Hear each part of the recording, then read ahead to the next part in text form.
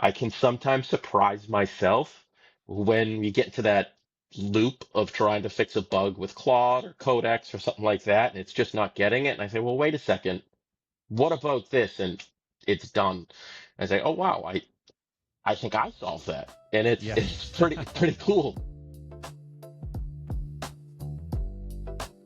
Hey, Paul, welcome to the show. Thanks for being here. Hi, Jason. Thank you for having me.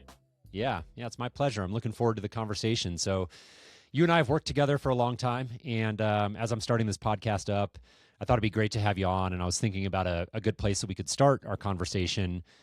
And you're somebody who, for all intents and purposes, a year ago, you were kind of just getting into this. I think at that point you had done the chat GPT thing, right? You had some exposure to using AI Yep. in terms of like a chat bot and so forth. But you were kind of at a crossroads in your career. And I know right now for a lot of people out there, there's this fear and uncertainty, which is quite understandable, by the way, about like AI and what is it going to mean for jobs as a whole. And, my job personally, you were at a crossroads with AI. You're the QA manager in our contact center at One Vision. AI is obviously a lot of overlap there in terms of what AI can do in a quality assurance type of position. And so your job was kind of like at risk, right? And it was open Yep. discussion on the table. And talk about how you looked at that, how you would encourage like what you would encourage other people maybe to learn from like looking at this and the path you chose to take, which is lean in and harness AI versus kind of throwing your hands up in despair. So that was I think the concerns around AI job displacement in the future for a lot of people, like you say, understandable and very warranted. For me, when it hit, we were in a place where doing manual QA could score maybe, a handful of contacts per week, per agent, per quarter, to where now that was not covering not providing the coverage that we needed, and it came down to a choice: embrace some tools to expand that, or quite frankly, become obsolete. And I think this is something that is not necessarily unique to where we are right now with AI. I think this is a theme that's occurred throughout history. And for me, it became looking at it through that lens and deciding to embrace the positive potential side versus, the doomer side. I like to think of it as, think of when the automobile was first invented. First one rolled down the street. There was someone who owned a stable or someone who made shoes, horseshoes at a blacksmith who said, that's a novelty. No need to worry about it. I don't have anything. I'm going to keep doing what I do. Ignore that. And within, I think, a decade, entire industry was gone. And I think it's very easy to focus on that side of it. Oh no, what happened to the blacksmith that makes the horseshoe?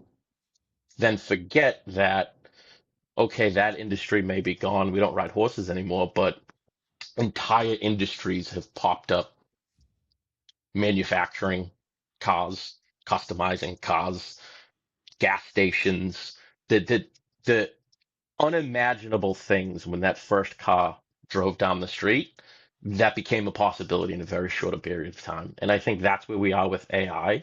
And I think in order to succeed and to alleviate some of those fears that you may have about job displacement in the future, is to start embracing, okay, where can this go? And trying to get ahead of it and immersing yourself in the technology, learning as much as you can, and really, really diving in head first. It's, Yeah. at Yeah, least for me, it's definitely. the only way. Yeah. Yeah, absolutely. And I should mention, by the way, that like, I, because for a couple of reasons here, I'm a big believer personally in the power of AI plus human, right? I don't see these Yes. in all cases as mutually exclusive. I am a realist about it. There is going to be job disruption as a result of AI and things are going to shift around.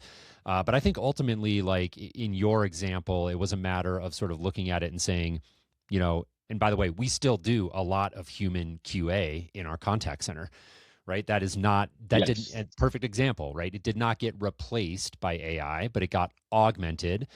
And now we can expand our coverage of quality assurance to do a lot more. And so I think that's one example, right? But I think it generalizes well to like, if you can lean in and embrace the technology, there's a lot more opportunity that you can go out and pursue in conjunction with that, like using that technology as a force multiplier, right? So, but I'd love to hear how is your thought process around I've got to jump in and learn this. So basically, I'm being asked to like the quality assurance position as it exists today is not cutting it, and I'm being asked if I want to take this opportunity to lean in and really make AI a more central part of it. But I also really am almost start. I don't want to say from zero, but you were starting from a very early place, right? Again, with just like basic exposure to chatbots, and had to really lean in. And I'll say the growth that I've seen you go through over the last year has been really impressive. So talk about the mindset shift that you had to make, and the tactically, like where did you even start? How did you jump in and start learning how to build with AI like we're going to see today? Oh, the mindset shift was very simple. I mean, I'll be honest. After that initial discussion, there was maybe a quick little period of, the feeling bad. Oh no, it's coming to me. Existential Yes, questions, and yeah. yes, the existential dread of that's it. I see it in the news. You hear it vaguely. AI jobs. That's me. What's going on? And again, I instead of looking at the doomer side of it, I said, well, what? This is an opportunity, if anything else. What can I do to actually improve myself, embrace this, and get what needs to be done? And in turn, I mean, it has completely changed my career trajectory, my future, my position in one vision and in life, my confidence. It's had honestly a wonderful effect overall, and I'm very glad to go that way. But as far as the tactical aspect of it, quite frankly, it was just diving in and start building. So my first project was extremely ambitious, but it was let me create an entirely, bespoke QA application that we can use in One Vision. Didn't quite get off the ground the way I hoped, but going through Cursor at the time I was using Windsurf, bouncing among different tools. I never touched an IDE in my life at that point. So it was really just learn with fingers on the keyboard, so to speak. Set up an AWS instance, got burned with, $400 in hosting costs the first month because I had no idea what I was doing. Have learned and scaled back a little bit, got a little bit better on that, and now use a little bit more user-friendly stack with Supabase, different things like that. But yeah, it was really just getting in a lot of hours after work. If work ended and stopped my primary stuff at 5 o'clock, go down, see the wife, eat dinner, come back by 7 to 1, 2 a.m. It was build, back and forth. And, started with the copy from ChatGPT into the IDE and reprompt back and forth. And it has evolved through practice, evolved through use. And I went from someone who, if you put a JSON blob in front of me, my eyes would go cross and I'd have no idea what was going on. And now I wouldn't say I can't write code and have perfect syntax or anything like that. But if you put some TypeScript in front of me and just what is this doing? What's it trying to accomplish? I can pretty reasonably get it. And Yeah. that's not from studying a textbook. It's from watching a lot of podcasts like this and quite frankly, just doing and following those reasoning tokens. I Yeah. love the reasoning tokens. Yes. Yeah. Yeah, reading the language model's reasoning is, I think, really underrated, and I like to do that too as a very curious person. I'm under no illusions that AI is making me into any sort of real developer, right? Like there is still a place for real developers who understand how all of this works at a very deep level and can make very informed, opinionated decisions based on judgment and intuition that they've earned through hard work. But it does make things possible now that just weren't possible before. And so building out, I have projects, you have side projects. We're going to jump into one of those here momentarily. And just going in and like building things and expanding out the little reasoning so you can see like, oh, that, and then you start to pick up on the vocabulary, how to kind of become more conversant in the technology.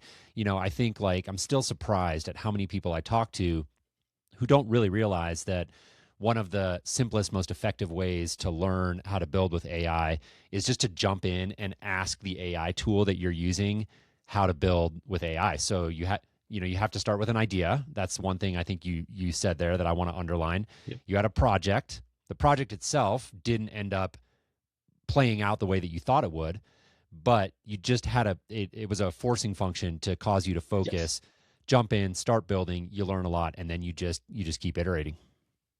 That is the crux of it right there. Jump in, build, learn, and just keep going, keep pushing through. I know we all have different learning styles and all that, but I could not overstate how, for me personally, effective it was just to have that idea and go for it and kind of, as I said, throw caution to the wind. And lucky to have great encouragement, great influences and different things like that. But it really boils down to just putting it out there and not being so scared and being willing to, maybe rack up a little bit of costs in the beginning if you if you go sideways and use too much credits or something like that. Yeah. But Yeah, I actually and let's jump in by the way to some screen sharing here and let's show some of the stuff that you're up to. While you're pulling that up, I'll speak to the cost thing. I heard somebody recently frame this on a podcast and I thought it was great. They look at the costs that they spend on tokens and infrastructure for side projects and so forth, and they say to themselves, I look at this as a sort of tuition.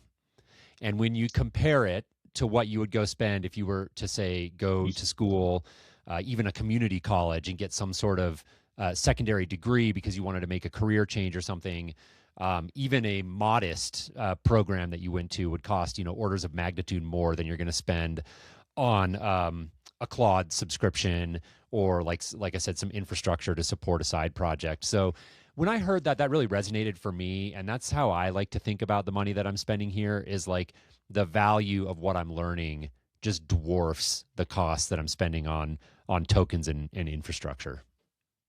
1,000%. I can say very, very honestly that if I wasn't willing to spend that tuition cost, as you put it, I think it's such a wonderful way to frame it. But if I wasn't willing to spend a little bit of that tuition cost up front a year ago, I quite frankly would not be in the position I am today. There is a it's not a correlation, it's very much a one-to-one Causal. causation. Yeah. Yes, and I very, very, very cognizant of that. And again, would stress to anyone watching this, anyone listening, jump in. Yeah. Don't be shy. Obviously, stay within means and all that.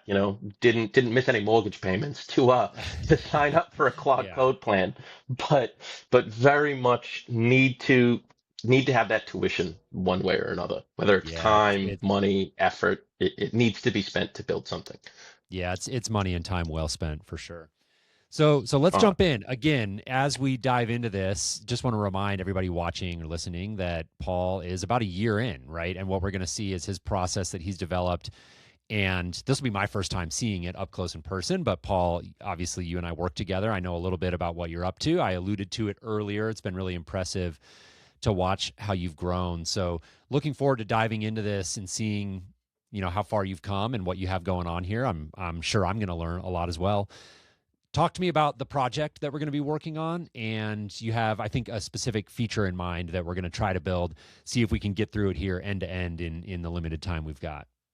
Yes. So this actually stems from a conversation that you and I had one day during work. So as I've evolved into my new role here, at One Vision, a lot more project management aspects have surfaced, and I did not have a clean system for tracking my tasks, projects. I was using a notes app on my MacBook, and just kind of everything was in my brain, very unorganized. So I said, "Hey, wait a second. This is the perfect use case. Let me go in, start a project, build something." So I came up with ProTrack, pretty simple project tracking application, be able to organize my projects, programs, tasks, subtasks, all that fun stuff. And keep it as both as my daily driver and something I can use throughout the day and work and provide some value to me. And also another one of those learning projects. And again, to just keep learning through building. So Yeah. today, what I want to what I wanted to put in was a little feature I had thought of. So right now, have a lot of meetings at work. I use a tool to transcribe meetings. Granola transcribes it, takes summary notes, and I was essentially going in, reviewing my meeting notes, and then manually putting those into ProTrack to create my tasks and kind of project list and all that. I said, wait a second, Granola has a public API that I can connect to with my account. Why not just bring this in, ingest automatically, and create tasks directly from my meeting transcripts and notes? Hmm. And that's something that's what we're going to be building today. So Awesome. my process started. There's a little bit of movie magic in the background, so to speak. But I started by going through creating some issues, splitting up the work into different phases. Right now, we have the final issue file 122 right here. What I am doing, I start everything off with a brainstorm command. So I have a series of Claude slash command and skills that I have set up that I run to go through our entire workflow. I have a prompt to kick things off. And what this is going to do is begin by really just engaging with the issue file. The prompt I've set it, a little bit of direction, and then coming to me to settle some design decisions, ask some questions, review all the references, and get into the fully sketch out what we want to do and what we want to accomplish before then creating a very structured plan for Claude to follow ahead of implementation. So for me, everything kind of goes in stages. I'm a big believer in building a solid foundation and then working from there. And if you don't get the foundation right, as they say, the house is going to crumble. Yep. So the first and foremost is just getting our decisions set up. And Got it. So, yeah. So, a couple of things I'd love to jump in here on. So, number one, I really like the kind of to do app project manager as almost like the hello world of yes, AI, of agentic coding, because like everybody needs a way to manage their tasks. And so I think like, I'm building something similar. It's a great way to jump in and get your feet wet in terms of agentic coding and building. And also, by the way, as a kind of productivity nerd, the ability to build a project and task manager that fits my exact specifications and the way that I want to work has been just transformational for me. So I love that use case for anybody out there who's maybe looking for something to say, hey, I really want to learn AI. I keep hearing that I need a project, but I just don't have like a good idea. This is like a great one to jump into. The other thing I wanted to ask about, when you say everything starts as an issue, talk a little bit more about that. What does that actually mean for somebody who's not, conversant or hasn't jumped into this as deeply? so the issue is basically just a quick record of where my head's at, what I'm thinking, what I want to do, and we can, pull up the file here if you'd like. But it's something that as I'm working through the application, say if I find a bug or something that needs to be fixed that doesn't quite fit within scope of what I'm working on, I'll create an issue and set it aside to revisit later. If Okay, I and you're have a just creating those in, it looks like a markdown file within the yes. project folder, essentially. Yep. Got Everything. it. I try to keep everything within the repo. I've gotten a lot of very familiar with GitHub and the Git workflow and all that. But I still, as a everything's as a quote unquote solo developer, it's not like I have a team and trying to coordinate across different people. Uh, Everything lives here and a little bit easier for me to manage directly in the Got it. repo. And But I love that, by the way. That's actually why I wanted to zoom in on that, because I know there are issues are a formal construct in GitHub, for example. There are other ways to do this, and my workflow, for what it's worth, is similar to yours. Like I'm just trying to keep it light, keep it simple. So for anybody out there who's watching, who's just starting to get into this, like tracking your ideas and ways that you want to continue iterating and improving the project can be as simple as just a markdown file within the repo. Like it does not have to be complicated. not at all. And I would recommend something like this. And I would recommend starting, even if you have a good idea of what you want to do, the plan. I know there's a the joke, vibe coding. You just throw in, make me a project tracking app. Don't make mistakes. Make it good. And one shot it and go for it.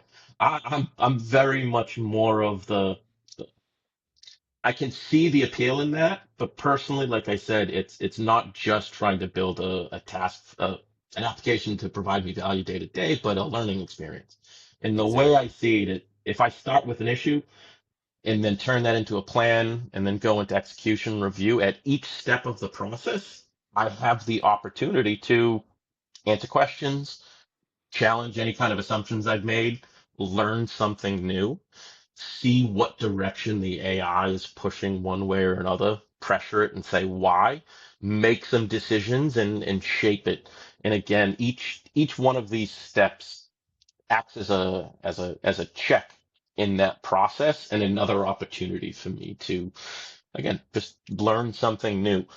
Got it. Got it. Perfect. So, okay. So basically, you've got your issues list with just a markdown file inside of the repo. You've picked an issue, in this case, the integration with Granola. And I Yep. would imagine that essentially at that point, you're just either pointing Claude code at a specific section of the issues list, or maybe just copying and pasting it into the prompt with your brainstorm command. Did I follow that correctly? Yes. Okay. And Yes. then the Kate. brainstorm command is basically you've set that up with Claude to just take like an issue. You've just pointed out a problem at a very high level, but now you're having Claude help you flesh that out and bring a little, put a little bit more meat on the bone, so to speak. Yes, exactly. Like Got it. this is a great example here. So that the infrastructure to pull in the meeting from Granola and all that's in place. What we're doing is the AI extraction. So the first question that comes up in the brainstorming session, not something that was specified in the issue, is simply, do we want that extraction to happen sync or async? You know, we can just have a quick little loading wheel, something running in the background pops up. We can have it stream those reasoning tokens directly so we can see what it's doing and have a little bit more of a wow factor.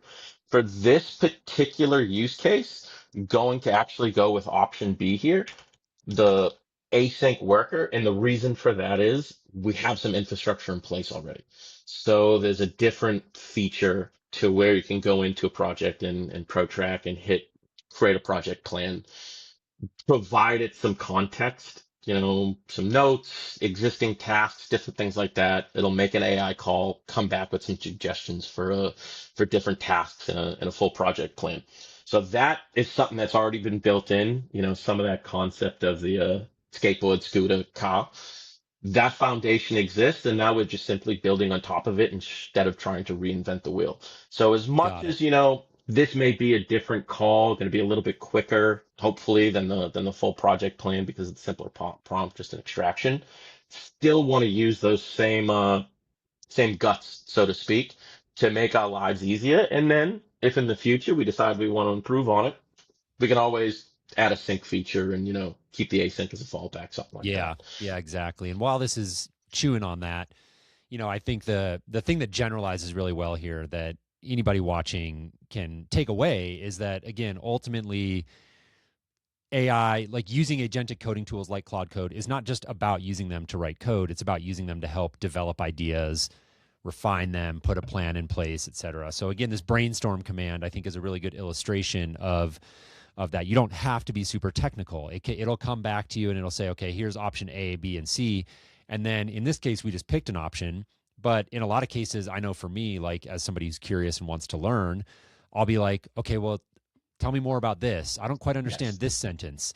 What does this mean? Why would this be better than that option? And so, like, depending on how far you want to go with it, like you said, there's this spectrum of like one shot it with, hey, go build me a productivity app and don't make mistakes, all the way to like, if you want to really dive in and ask a million questions and use it as a way to learn. And then there's this whole like spectrum in between, right? And the beautiful thing is, AI is just going to meet you where you're at. Yes, exactly. So, and I think that's such a great breakdown of it.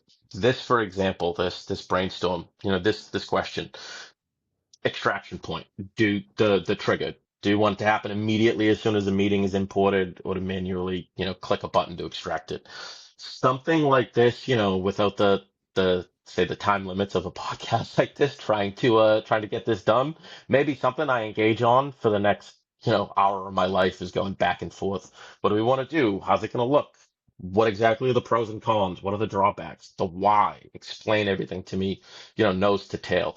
Here, going to be a little bit different. We're gonna go with it, and I'd actually here want to disagree with the AI a little bit and say, Yeah, and that's a great point too. Like, I will calibrate my approach and kind of stating the yes, obvious here, but like there are big features and little features, right? And a lot of times, yes, like you start to know your app. Even if you're not super technical, you get a sense. It's pretty straightforward to be like, okay, this is just a quick thing. I need you to just change the way this little piece of the app works. When I click on something, I want to drag and drop it instead of it, not having that option or whatever. And you can just fire off a prompt and just like say go versus, oh, I want to build a whole new section of the app, right? And again, there's a spectrum of large to small there, and how much time you want to spend kind of diving in and asking questions. Like you said, we're trying to get through a feature here pretty quickly, so we're going to minimize that. But yep. you can really dive deep if you want. The rabbit hole is very deep, right? And you can go as far down as you want. And that for me is the beauty of it. Like I said, at the beginning, it was very much, a year ago was that vibe code kind of style where it was, hey, I want to do this. Give it a prompt, we'll take some output, and then to save, say, tokens and windsurf, it was then take that over to ChatGPT, engage with it and say, what does this mean? Okay, give me something to return back. And it was very, very quick on vibes, on feel. And as it's evolved, as my own workflow and understanding and process of all this has evolved, it's become a lot more mature in the sense that I I, I do want to engage and I do want to pressure and I do want to be as technical as I can when engaging, especially in something like this brainstorm command, so I can lay that solid foundation and I can Yeah. understand it as much as possible because as much as these is, something like Claude Opus 4.6 will put out this great output, there are going to be bugs, there are going to be issues. I want to get ahead of it as much as possible. Hmm. And even as a non-technical person, what this allows is for me to understand not just understand, but really drive the architectural decisions so that when we hit a wall, when we hit a bug, I can say, okay, wait a second. I think this is what's going on. Let's look here and point it. And I can sometimes surprise myself when we get into that loop of trying to fix a bug with Claude or Codex or something like that, and it's just not getting it. And I say, well, wait a second, what about this? And it's done. I say, oh wow, I think I solved that, and it's Yeah. it's pretty cool. Yeah, Yeah, you're starting to build a mental model for sure. that's So, okay, cool. So this is going through and asking us some additional questions here. Looks like existing project matching. Okay, it's yep, got another question: draft review, UI layout. So we'll fire through. Why don't you go rapid yes, fire through a few of these just so we can get something moving? And then yeah, to respond to that, I think like again, I am under no illusions that AI is making people like you and I into quote unquote real developers. But there is an argument that I've heard made that I think is compelling at a certain level, which is, you know, code is just layers and layers of abstractions. And like all the way deep down, when you get to the bare metal of the computer, there's like, crazy machine code running that, like, at this day and age, almost nobody knows how to write because there's all these layers of abstractions that have been built on top of it. And so now people write in languages like, TypeScript or Python or whatever. But in reality, those themselves are abstractions on top of, half a dozen other layers underneath them. And the argument is that now English or whatever your language is just the next yes. abstraction layer, and that in a sense actually is becoming less important to be able to write the code itself, and much more important to just understand how it works, exercise good judgment and guidance, make sure you're doing things to ensure scalability, security, and so forth. But that the mechanics of actually understanding the code at that level of detail are just becoming less important, in the same way that understanding the details of machine code has become less important over time. I could not. agree more. I mean, at this point, I think anyone who denies the fact that English has become the latest abstraction layer to coding is quite frankly denying reality in the future. It is what it is. This is where we're heading. This is how these tools work. If you don't live in that, to use an analogy, there will always be a place for artisanal goods in artisanal products. I personally love if I go to a small little bakery and get fresh baked bread that was done that morning by a guy in the back who's been making bread forever. It's the best sourdough I've ever had. At the same time, though, when I'm hungry and I'm out shopping at the grocery store and I want to get something for dinner and I'm there, I'm gonna get the mass-produced bread from Market Basket from the bakery section because it's there, it's good, it's serviceable. There will always be a place for artisanal coders, so to speak, someone who writes the most perfect, beautiful COBOL or something crazy who maintains some real critical systems for, NASA and the Artemis project. I don't think is getting coded by AI or anything like that. Those places will exist. But for the your average application, your average use case, your average company, this is where it's heading. Now, all that said, I completely agree. I don't think what AI is doing and what it's done for me is put me in a place where I could, work on provision or conversations, for example, and ship something out that's going to be touched by thou- hundreds or thousands of users or anything like that. I think where AI, at least for the time being, hits that wall is scale. I can build something that I use that has auth and permissions and different things, and it works for me as a single user. If I wanted to say launch this to the market and have 100,000 users using ProTrack as a legitimate SaaS or something like that, not something I'd Different be ball capable game. of.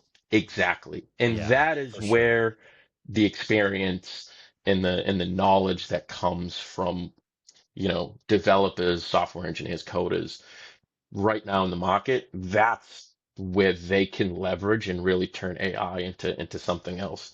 And for Yeah, agreed. people, yeah, people out there in that space can be against it and resistant to change.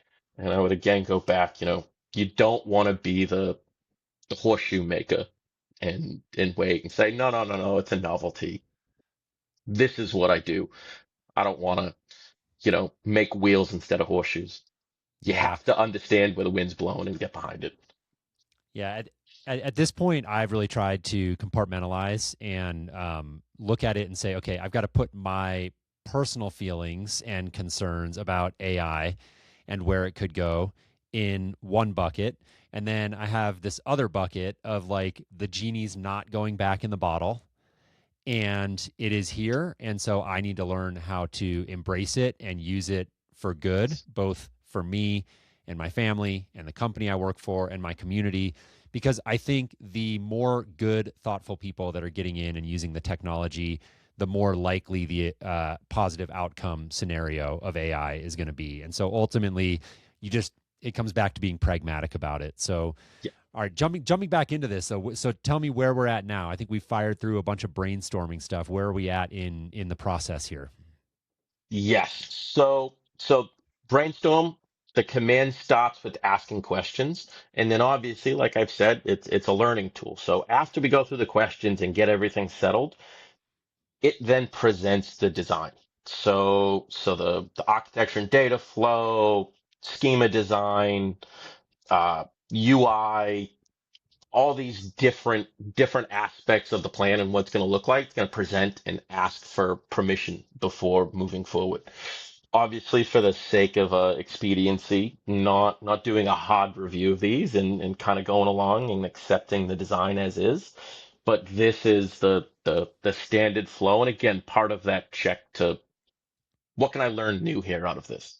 The Hmm. shape of the API, how the schema functions, everything like that. I love these little insights from Claude that helps tell me this is a good decision and why, this is a bad decision and why. Yeah, yeah, and This again, it comes one, back to yeah. that. Like for somebody who's really curious and truly does want to learn and has the appetite for getting in here and diving deep. Like, this is just gold right here, because it's completely different from reading this information in the abstract in a textbook or a blog post or something, because it's all contextualized. It's all wrapped around a project that you are working on, that you ideally have a passion for, that you feel strongly about. And all of this information here helps you understand, oh, when a developer says this or that, like, here's what they're actually talking about, and here's how I can become more conversant in this technology. Y- Yes, it's kind of the, I think that's a wonderful point. It's kind of wild and it blows my mind sometimes just how much of the vocabulary I've picked up by osmosis in being able to speak to things reasonably intelligently, whereas the concept, again, a year ago was completely foreign. Something as simple as querying a DB and why are we running through an ORM or a middleware instead of querying the DB directly?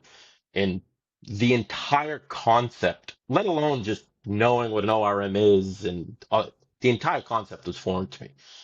Now I don't, you know, consider myself some crazy expert in, GraphQL or anything like that, but I understand the concept now. And when push comes to shove, building something for work or a side project or pro track, the decision is no longer just blind fire from the hip or having to slow down and go learn. And now it's okay. I can make something that's reasonably and make a reasonably informed decision, and that just grows and compounds day by day, hour by hour, week by week. The more I do, the more I work, the more I learn, and the more it gets better and levels up. And that's, again, to go back to earlier. That's why I would recommend to anybody, if you have that sort of concern around job displacement in the future and what AI brings, because yes, personally, I have the implications of society when it comes to all these things, it can be scary, but again, embrace the other side of it, dive in head first. You'll be surprised how much you can learn and how much that learning begets learning, begets learning, begets learning. And it all kind of compounds and builds off of each other. Yeah, I love that point about compounding and this kind of positive flywheel effect that you get as you start to, become familiar with more of these concepts in practice and what they actually mean. And it doesn't mean you have to be an expert on all of them, but you can now go have an intelligent conversation with either AI or with somebody else. If you're using this like in a workplace, there's not going to be an infinite number of concepts that you have to understand. There's a finite number related to the projects that you work on, so becoming a little bit more aware of some of the key concepts around TypeScript or Node.js or GraphQL. There's going to be probably half a dozen of those that you really need to understand at least an abstract level to be really, really effective. And then again, it comes back to just having that problem. You've got to have a problem that you want to work on, a problem that you want to build a solution for, because that's going to drive the focus, that's going to catalyze all of that learning. Otherwise, it's just too diffuse. You're kind of spreading yourself thin. So coming back here to Claude Code, tell me what we're doing now. I see you ran a create plan. Yes. So after the brainstorm is finished, Claude now has the full outline of what we want to do, have some supplemental decisions, supplemental architecture and kind of direction for how to go in. But again, instead of jumping right into, okay, go implement this and freestyle it, what I like to do is first, again, start with the fundamentals, and that is just create a simple, maybe not so simple, but a nice comprehensive plan that can guide and direct Claude on execution. And that it's step by step, starting with the very first piece is just simply ingesting information, reading reference files, finding patterns so that we don't duplicate anything, and then going in and executing. So right now it is going in and just reading through the code base, finding those patterns, and then we'll document them in the plan and create the plan file here to when to at that point can run the execute command and kind of sit back and watch it do its magic as it Got as it. it goes through step by step. And if we zoom out one layer, so when you type slash create plan, what you're doing is actually invoking a skill, right? Yes. For somebody who's not familiar with skills, talk about those how quickly did you get into using those? Do you recommend somebody start by building some skills? Just start by diving in and get to skills later. How are they built? Give us a little bit of a primer for somebody who may not be familiar with what skills are and maybe is jumping into Claude Code for the first time. So that is a great question. And the easiest way I could the simplest way I could describe skills, repeatable processes. Something that you happen as a regular part of your workflow and you don't need to reinvent the wheel every single time. So a skill, you create a skill file here in Claude, and it is again simple, quite frankly, simple markdown that directs Claude on how to execute things. So here we have a skill for writing plans, and it goes through and it tells you exactly I'm writing the plan, I'm going to get some context, some simple principles for it to follow, dry, Yagni, freedom commits, all that fun stuff. Run through, I have a series of spec documents that I keep updated. That is kind of part of the plan is to update at the very end any kind of references we need so that it can go and find any patterns. And creating the skill, I would say, as you mature and you get into a settled workflow that you have, that is when I would recommend going and creating a skill and getting something so you can just do a simple slash command. Until then, I think there is some value in crafting the prompt, repeating it, and providing that manual direction at first, just to learn, because you start to pick up on what things work, what things don't, what can send Claude or any model in one direction versus another. And as you start to pick those things up, as you start to internalize it, and you start to find yourself anticipating it, catching it, and say, okay, go do this, but make sure you're also doing X, Y, and Z when you do it and not missing it because of A, B, and C. When you start to get to that point, I think that's at that point, it's okay, let's make this into a skill to create a slash command that triggers that skill and go for there and make it as efficient as and productive as possible. Because Yeah. absent these skills, it would be, okay, I want to create a plan. In that plan, I want you to have a section where we have a TLDR. I want a section that references all the specs and files we're going to touch.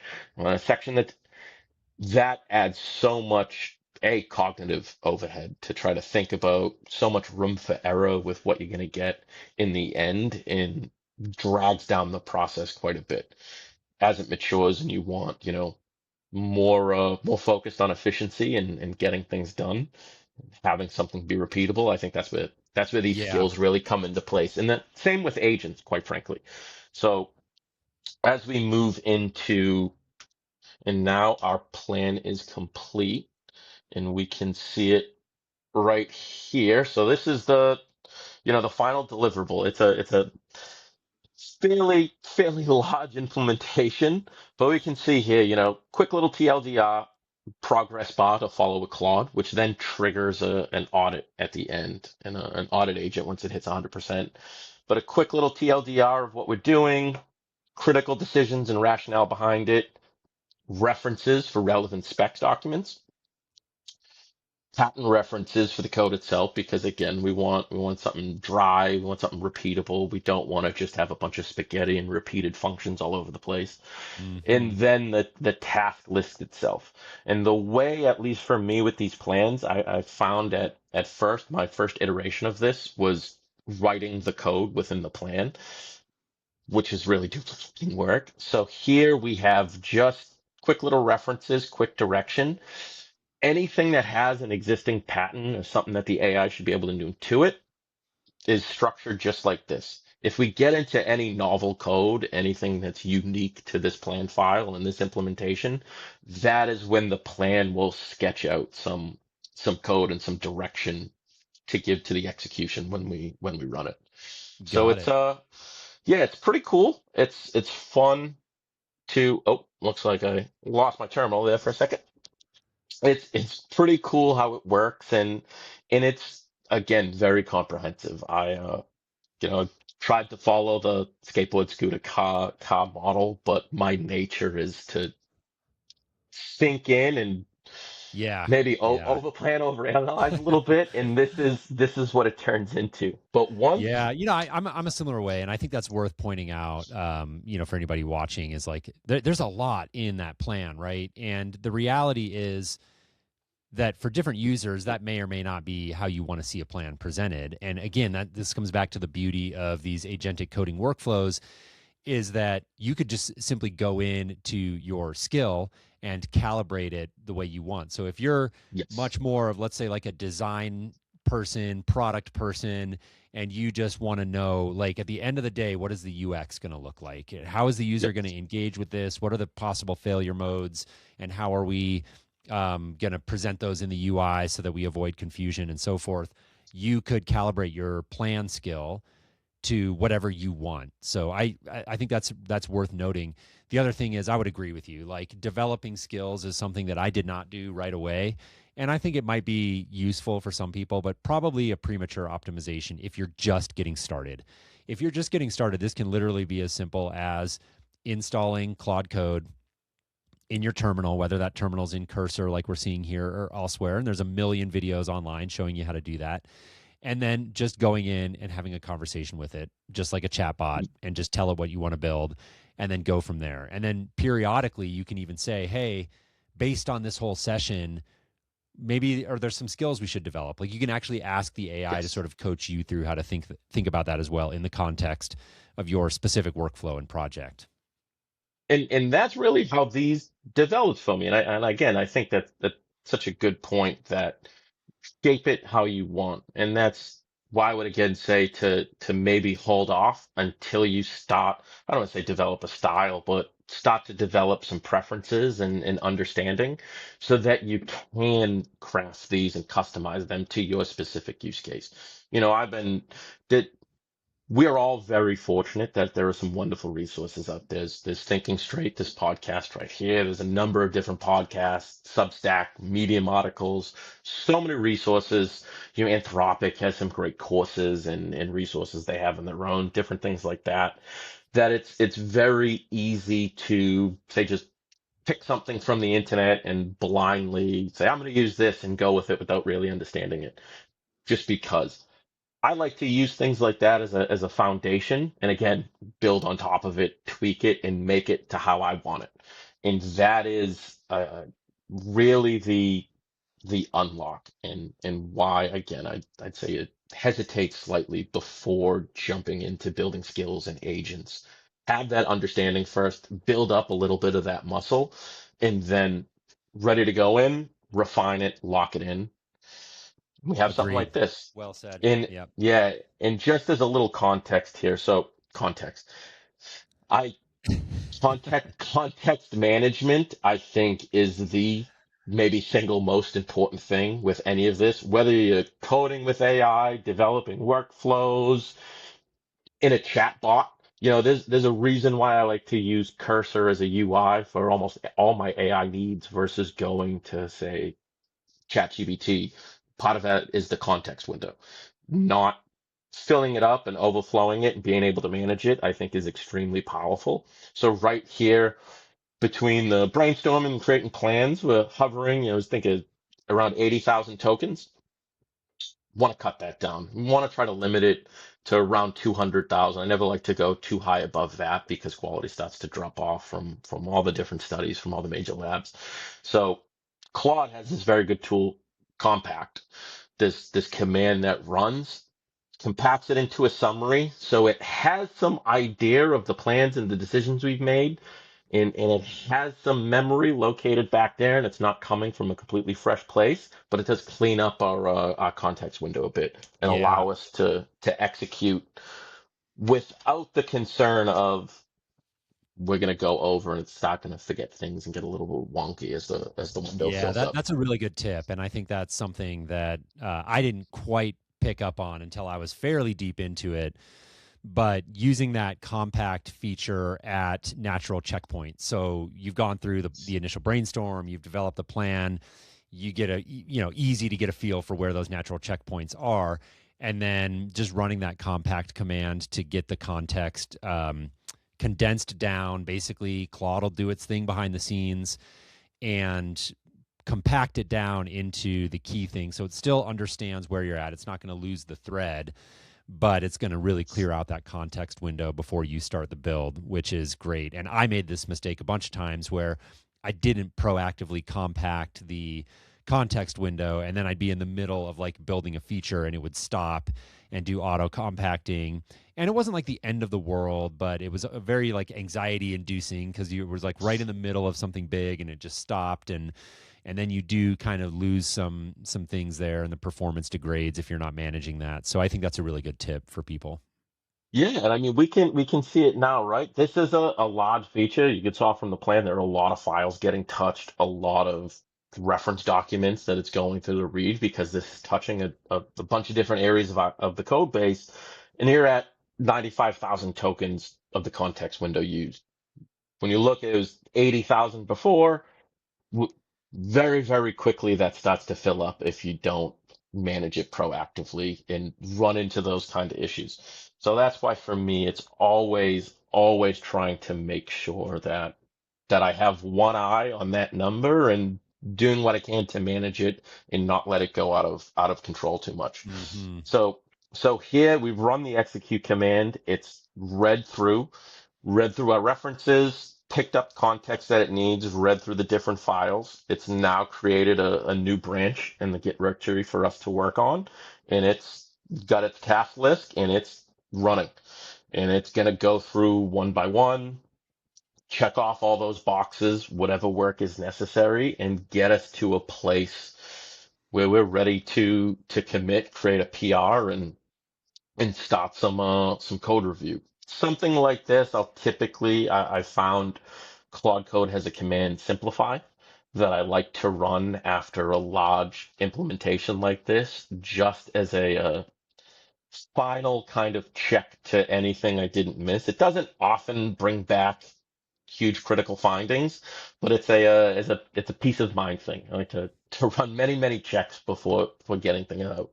I have And the a simplify yeah. command does what? Is it looking for areas where maybe the code can be cleaned up and simplified? Am I understanding that Yes. correctly? So Simplify will launch three agents in parallel. One is a code quality review, a security review, and then a repeat code kind of dry review to make sure nothing's been repeated and we can't, abstract a little bit more into some called imported function or anything like that. Mm-hmm. And I like to run that as just a final check in case, I don't know what I missed and Yeah. want to make sure.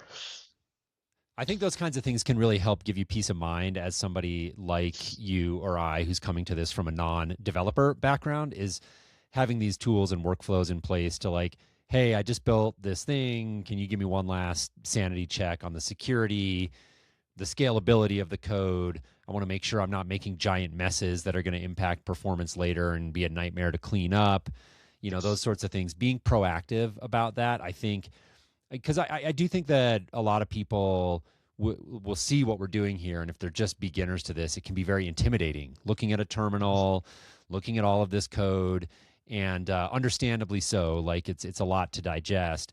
But again, just know that like you can put tools and workflows in place that can mitigate a lot of that concern. I'm not suggesting that you can go out and build an app for millions of users handling healthcare data for people, right? Like there are layers to this, and you need to be mindful about the data that you're working with and how sensitive it is and so forth. But again, especially if you're starting with a simple project like this, that's your own data that you're managing, and you don't need to worry about that stuff, and you can just get in and just go through these reps and learn how it all comes together. It can be a fantastic way to accelerate your progress. It really is. And I think the key thing that you just said there is be mindful. These tools are so powerful and they are so that they open the door to so much. And it really feels like the world is your oyster, so to speak, that you can go out and build anything.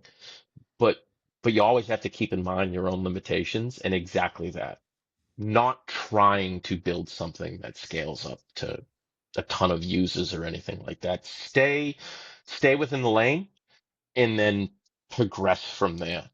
If you want to get into something that's a major SaaS and you want to build it and you have visions of scaling up to all these different users, start small, launch it, get it done, and then go do the research, learn, go a few steps deeper to start learning about cybersecurity, different vulnerabilities from open source packages and different performance issues and things like that. Engage with AI, ask the question, focus less on the building and more on the learning and the back and forth. How can we do this? Consult with resources you have in real life. You know, it doesn't.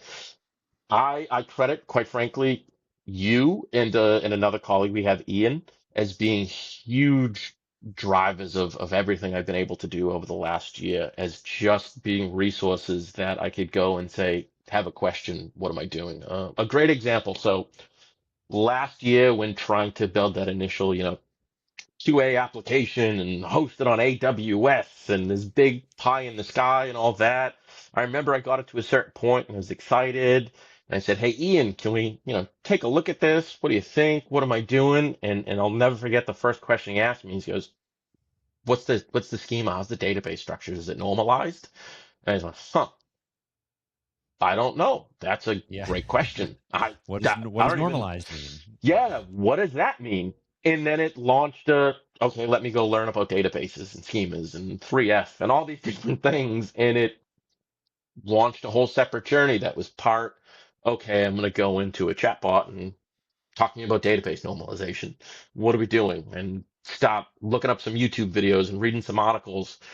And it's those little things, a small question like that sparked you know, weeks worth of learning and diving in and trying to understand to now, it's a habit to try to normalize all my as much as possible to keep it as clean and running because of something as simple as that little question. And you realize, okay, there's another aspect to this. And Exactly. as I say that, it's again another reminder to be cognizant and aware of you don't know what you don't know, and you have to very intentionally seek that information out and pressure everything. And whether that's you asking the question to yourself and saying, wait a second, I need to go look up some outside resources, or it's I'm telling the AI I want to do something, and as simple as I'm an unreliable narrator, assume I have no idea what I'm talking about, pressure everything I said, and come back asking me questions and trying to clarify so we can get to this and engaging Yeah. that way and going through that whole learning process like Yeah. that. Yeah. I love that. So this is working through. We've got a big plan here. You've got a bunch of tasks lined up, and we can see in the terminal it's starting to check those off as we go. Couple of questions for you. So you mentioned that it went onto a new branch to build Yep. this. Did that happen because you, within the execute skill, you told Yes. Claude Code that you want that to happen? And talk just at a high level about branching and what that is for somebody who may not be familiar with it. So yes, that is done. Part of the skill for my execute command is after ingesting context, before touching anything, create a new clean branch that we can go work on. And that is something I learned from mistakes, quite frankly. Uh, Pushing something directly to main and making an update, having to roll back and having migration issues as a result of that, and kind of all kinds of the domino effect that happened. So branching is a very simple concept. So within your repo, within the directory, all these files, your project, you want version control. You want to make sure that anything you touch and change can be cleanly rolled back in case there's a problem and it has some unintended consequences. So very lucky that tools like GitHub and these things exist that allow for that very, very easily. So if you I know you will know all this, but for the audience and anyone who may be curious, if you think of it in terms of this lives online in GitHub, you have a directory, a repo in GitHub. Any work you do is going to live within that repo. Creating a new branch, basically, for lack of a better term, copies the entire code base, places it as in its own segregated box. where you can kind of a sandbox or a playground where you can make any change you want, do anything that you feel you want to do without any risk of messing up the larger project and that's working and what's in production. When it completes, you get to a place, hey, I'm happy with the code I've done, ready to go.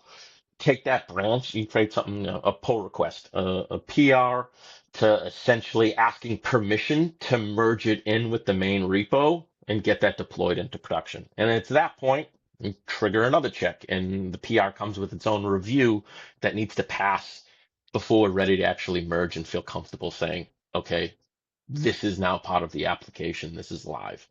And I would recommend to anybody who's getting into AI assisted coding, development, anything like that as you start this journey, learn about GitHub, learn about Git work trees, the entire workflow that goes with version control, whether it's GitHub, GitLab, whatever, your platform of choice. Learn about that, understand it, and make use of it because it will save aggravation down. Not only is it just best practice in the industry, obviously, but as someone, even a solo developer and working on a side project, it will save a ton of heartache and aggravation down the road to where you always have a Yeah. clean copy you can go back to.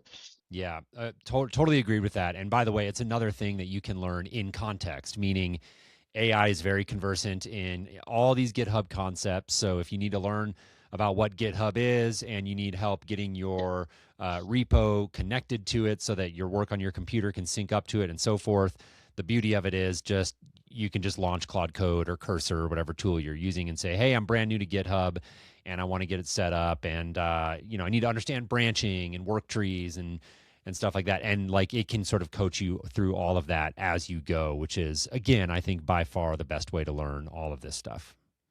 Oh yeah, and you can, and again, it was something that I was completely ignorant to, you know, a year ago. I don't want to say completely, a Luddite or technically illiterate or anything like that before starting this journey, but it was very much a 38 years old. I know as much as your average 38-year-old because I grew up with the evolution of technology. So there's always going to be some level of skill. I had a great influence as a kid. My friend's father, Dominic, teach us HTML in eighth grade, and he worked at Raytheon, was huge into computers and coding and all that, and really tried to influence that at a very young age.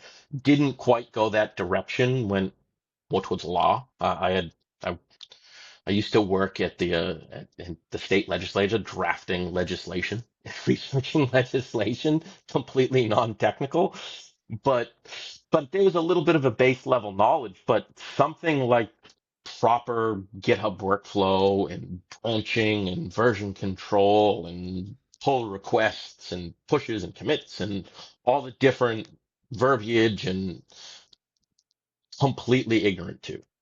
It is something that's come, quite frankly, by osmosis. Again, just hands-on, working with it, making mistakes, correcting the mistakes, and saying, okay, how can I not make that mistake again? How do I how do I get to the root cause of this? Yeah. Yep. A giant Exactly. learning process. Yeah. So as this is going, talk to me about what's going to come next. So we've got execute. This has built a bunch of stuff. You can see again, it is updating the tasks in the terminal, which by the way, I think is also part of just how you've got things set up. So Yes. in your plan, you've instructed it to create checklists and now it's referencing that checklist when you're executing and you can visually see how far it is through the plan. That's something that you've set up specific to your workflow as well, I believe. Yes, 100% yes. And again, it all goes back to the principle of, while yeah, I'm trying to build something that provides value to my day to day, ultimately this is a project to learn from.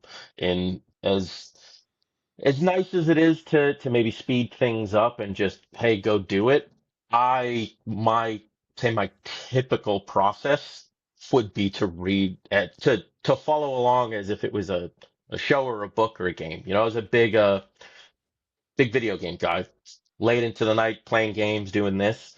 this has replaced that dopamine hit for me. Instead of, playing FIFA and scoring a goal or something like that and getting excited, getting that hit, it's watching this come to life in following along, in reading through, reading the comments, saying, okay, error state, this is what that looks like. Obviously it jumps, but following along as much as possible so I can absorb as much as possible. It is very much an intentional part of my workflow and what I have set up. And as far as what comes next, so once this completes, so we're on the final task right now of the actual build, inbox page integration.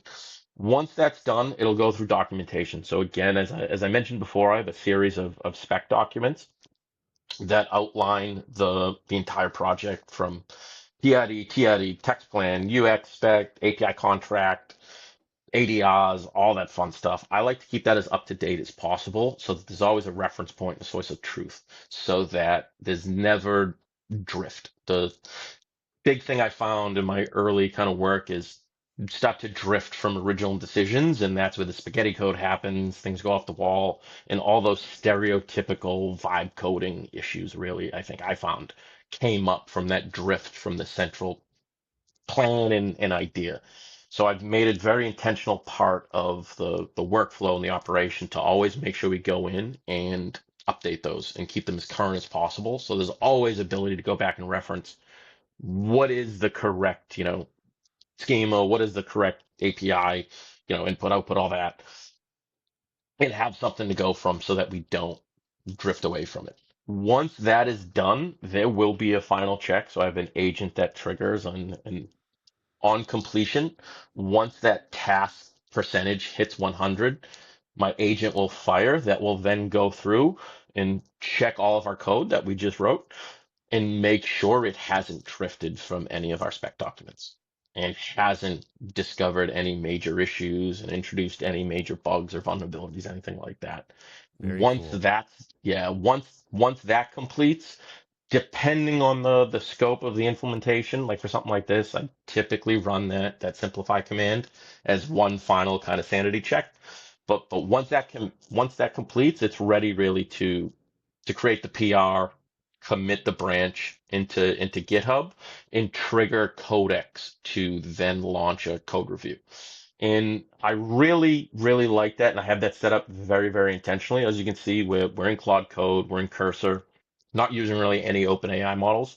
I found the most successful way to review these outputs and review the code is, quite frankly, to take a different model, take a different harness, and come at it from a completely fresh perspective, so that it looks at it and gives an unbiased point of view. I think it's a little funny to talk in these terms. I don't mean to anthropomorphize AI too much, but I think it biased, just like a human. If I were to review my own work, there's going to be a little, as much as I try to avoid it, there's going to be a little bit of bias that says, well, I did this. It should be right. Mm, yeah. And I think this, I find the same thing with AI and Claude. And as many checks and reviews I have, I want to make sure I get that outside opinion, that outside check before anything gets merged and heads into production. So Yeah. yeah, once this I've finishes and noticed, I've we actually noticed commit. the same thing where, I'm sorry to interrupt there, but like Oh, no, no. even even having um, Claude review its own plans, but in a fresh terminal window. So like Yes. using the same model, but just starting a new Claude code session to say, hey, this here's a markdown plan that I just generated, and it was generated by Claude, but I start a new terminal and have a fresh session, look at that plan, and it'll point out a bunch of stuff that like the other one didn't get. So there's definitely something to this idea of having multiple different models look at it. Those can be different models. They can be the same model across different sessions. They can be the same model in the same session with different prompts, skills, subagents, and so forth.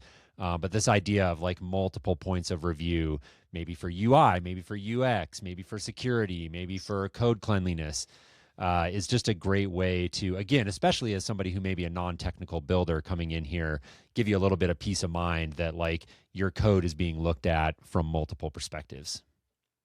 Yes, exactly. And that. compounds on itself as well. So Codex, feed it into Codex because you can have it automatically and commit to a PR and PR generation and any subsequent commits. It'll automatically trigger the review. But if that comes back with findings, say it comes back with P1, a couple P2 findings, those then get sent right back into Claude as a summary that says, hey, code review just returned these findings. I have a separate skill to perform a peer review of those findings itself. And first just say, hey, is this valid? Yes, this may be valid because there's a schema issue, something like that, but it may relate to a decision that we have documented somewhere else. And it's very, very intentional why this exists, even if Codex finds it as a bug. So we want to validate those first.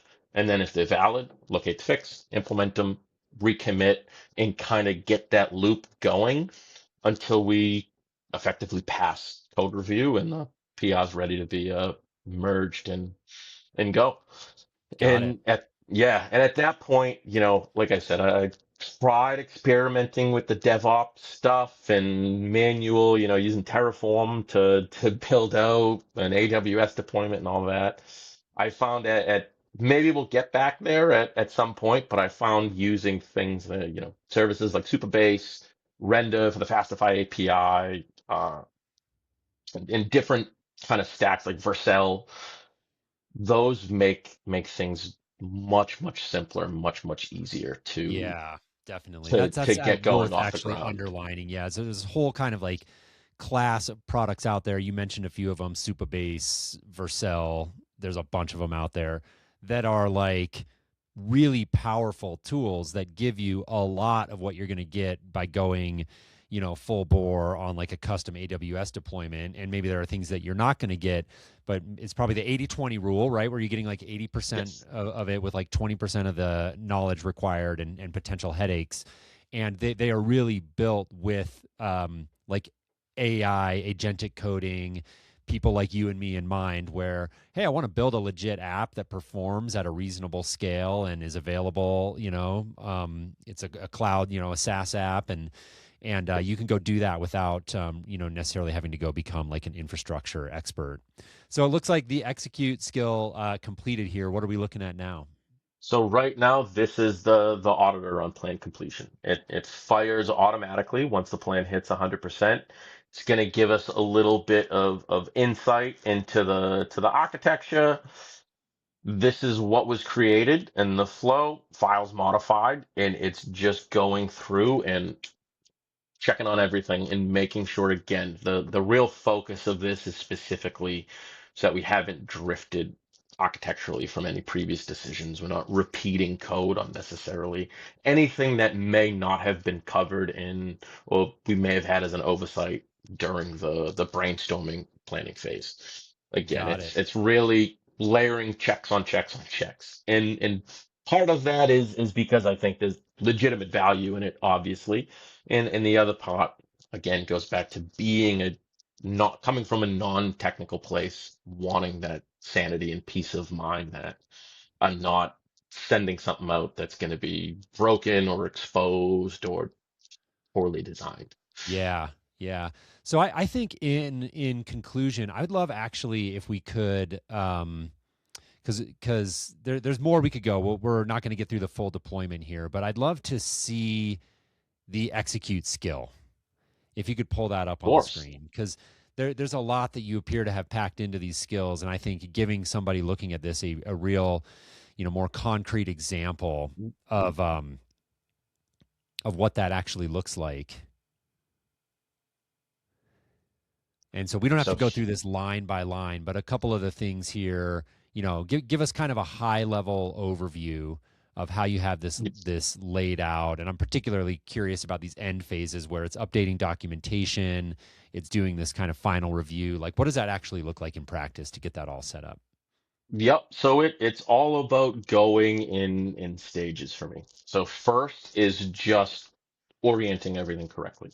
Reading the files, reading the plan document, reading the reference files, reading the reference specs, and getting set on this is what we are doing, what we're touching, everything I need to know. And then from there goes into So then obviously some rules around implementation, naming conventions, code quality, Yep. testing, making sure we write tests. These are some of the more higher level directions, but then implementation itself is we update as we go along, check off boxes from red, yellow, green when done, make sure everything's set up, update the overall process, verify after each and every task, go through type check, lintas, testing, and then finally get into documentation, delete the issue file because it's no longer relevant, update the change log, and then update any reference, any spec documents that we need to keep those current, up to date, and fully referenced. And then one final check at the end. This will not, as you can see here, will not deviate from anything. It's not going to add any scope. It is very much designed to build off the work that came before it. Mm. It'd be very simple to just say, hey, here's the plan, go implement this and let it go off on its own. And I can will get, a good approximation of it. It's going to follow it pretty well, but things will get missed. Something like creating a new branch beforehand will get missed. And it's, that audit that comes at the end of it, make sure to launch it. These are things that, quite frankly, have come defined in practice, come defined while it's in use.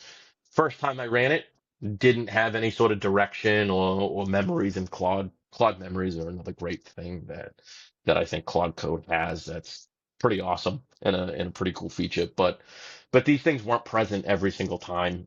Ran into issues and it said, okay, here's a point to correct. At some point, this will get updated with a different best practice that I Yep. run into or a wall I hit that says, okay, need to tweak this a little bit and update it. And I would I look at imagine it, you yeah, used Claude Code to develop the skills too, one right? Like one you could thousand percent explain to Claude Code, yes. "Hey, I want a skill that helps me do X, Y, and Z." It's not as if Paul, you sat and painstakingly wrote every line on this skill. And so, by the same token, you can also use Claude Code to continually refine those skills and say, "Hey, what do we learn here that we could loop back in and sort of revise the skill to make it stronger in the future." So you're continually kind of strengthening these skills over time as well. 100% yes. And the idea of meta prompting, I think, is so powerful. There's always going to be a time where you go in and write up a full prompt and obviously go in and depending on use cases, if it's a repeatable function, if it's something like trying to vibe code, different things like that. Always going to be different use cases and different ways to approach things. But generally speaking, I think having the AI provide the direction on what the AI needs to do is extremely powerful. And it's simple, right? We as human beings all have different preferences. Some may learn from reading, and that is the best way they learn is to just read a book. Someone else, visual and needs to watch a video. Someone needs to listen to a podcast. Someone needs to just do and build. We all learn in different ways. Who am I to assume that I, in the way I want to structure something and approach something, knows exactly how Claude wants and how Claude is going to learn? Claude knows what it wants a little bit better than me. So what I like to do is tell it what I want and say, okay, take this, put it into a structure that works best for you, structure it out and mark down, create the skill, create the command, and then go through line by line, edit it, adjust it as needed, different things like that. But generally that initial pass of the structurally I try to do with, meta prompting from the AI Yeah. itself. Yeah. Awesome.